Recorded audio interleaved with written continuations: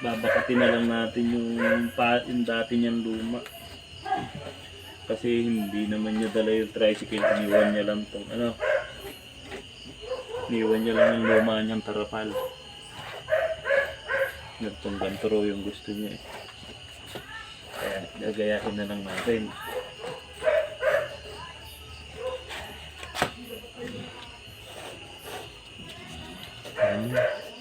Ayan.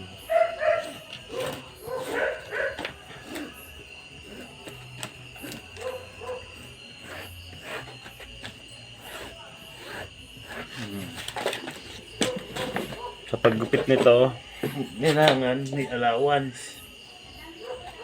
Ayan. Para pa nag-fold tayo.